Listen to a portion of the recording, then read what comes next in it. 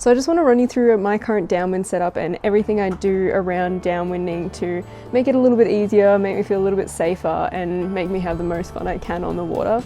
We'll go through my current downwind setup and a few little tips and tricks that I have that I do every run to just make me perform better, or as best as I can. So let's do it.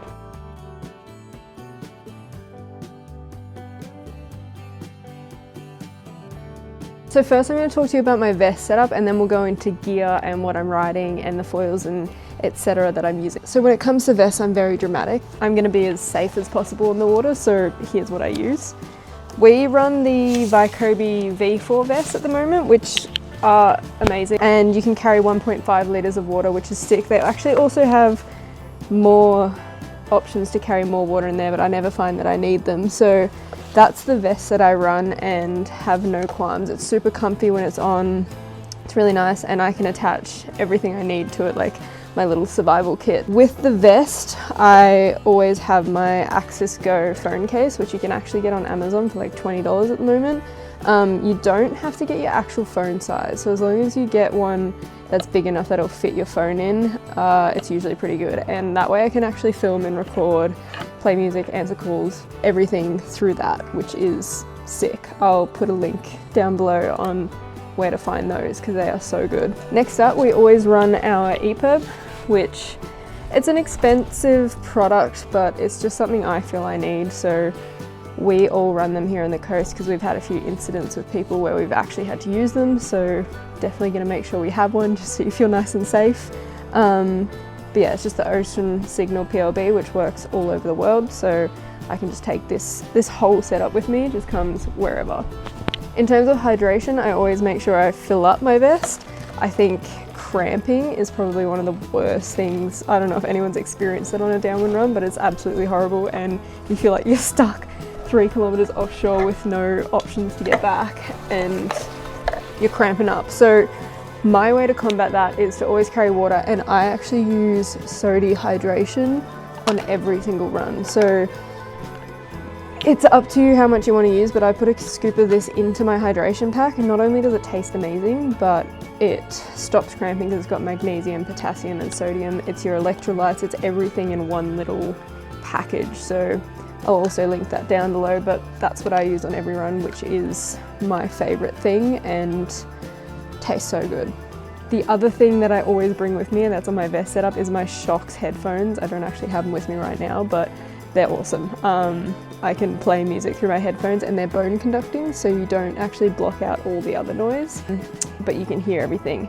And I need to introduce surf ears because my ears are starting to get very average after so much downwinding, so gonna get some of those surf ears and see how we go. So in terms of gear and what I use on the water, I obviously everything code foils because it's the best, it's totally amazing, but I always ride the 75 centimeter mast for downwinding specifically.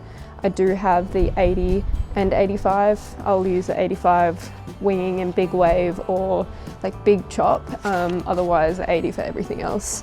75 for downwind and prone, and it's awesome for paddle ups, super stiff, 75 plus. It's great. So that's the mast setup that I use with every single front wing fuse and tail. Currently at my progression, I'm using a bunch of different front wings, but my favorite ones probably at the moment, if I can be riding the 980, 850, S, I'm usually super happy. That means the bumps are good, it's fast, and I can get up on them with my skill level. I'll always pair the 980S with the medium fuse and 110 tail. So anything I'm doing at the moment, I'm riding the medium fuse and 110 tail because the 110 opens everything up heaps, makes it go super fast, the 110R, but your medium fuse helps stabilize you out. That's just the setup I find works for me. I was on a small fuse for a long time, and I still will run a small fuse if it's a super light day and I'm riding the 1300 or a bigger foil, just to bring that size down a bit, but medium fuse with any of the smaller foils for me. The 110R is the most insane tail you'll ever ride. It just unlocks every single front wing. Like, I'll even ride the 110 with a 1300 just to give it that bit of extra top end to go. Obviously, my trusty paddle, the Code Foils paddle, best paddle ever. I'm terrible with paddle strikes and she's still good. An awesome paddle. It has a pretty small paddle head, so it's focused really on getting your paddle speed up and going really short, sharp and fast to get your speed.